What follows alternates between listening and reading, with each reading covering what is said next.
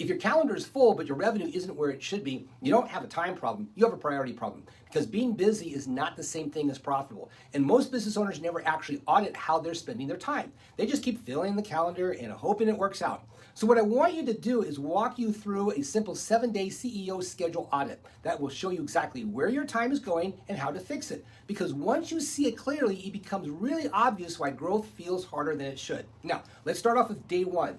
Day one is awareness. For one full day, I want you to track everything you do. Not what you plan to do, but you actually did. Every call, every task, every distraction, because most people think they're spending time on revenue generating work, but when you actually track it, it's not even close. You'll see things like answering messages all day, jumping between tasks, fixing small problems, doing things someone else should do, and almost none of it directly ties to revenue. That's the first shift. You can't fix what you don't see. Now, day 2 and day 3, that is where it gets real. You're going to start categorizing everything you've tracked into 3 buckets: revenue, support, and noise. Revenue is anything that directly leads to money. Sales calls, follow-ups, content that drives leads, partnerships. Support is necessary, but not directly tied to revenue. Client delivery, admin, team communications, and noise is everything else. Scrolling, overthinking, rewriting the same things 5 times, tasks that don't actually move the business forward. And this is where most people get uncomfortable because they realize how much time is going into noise. Not because they're lazy, but because there's no structure. Now, day 4 is where you start making decisions. You're going to look at everything labeled noise and ask one question: why does this exist?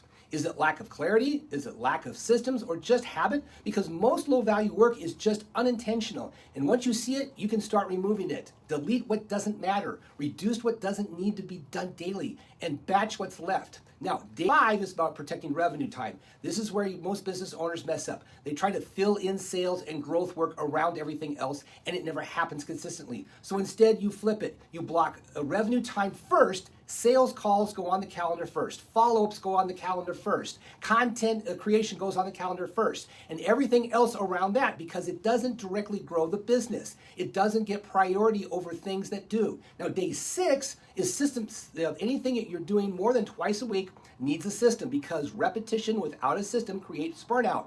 But repetition with a system creates efficiency. So you start documenting simple steps, clear outcomes, defined processes. That's what removes you from day to day. And finally, day 7 is optimization. You look at your new schedule and ask, does this actually reflect the business I'm trying to build? Or does it just reflect what I've been reacting to? Because most calendars are not built by default, not by design. And that's why they don't produce the results you want. Now, here's what happens when you actually do this. You stop confusing activity with progress. You start spending more time on what actually makes money. And your business becomes a lot more predictable. Not because you're working more, but because you're finally working on the right things. And if you're being honest, most of the stress in your business isn't from how much you have to do, it's from doing too many things that don't matter. So before you try to scale, before you try to hire, before you try to fix your marketing, fix your calendar, because your calendar is the clearest reflection of your business. Now, if this made you realize where your time is actually going, save this and block out time this week to run your own audit.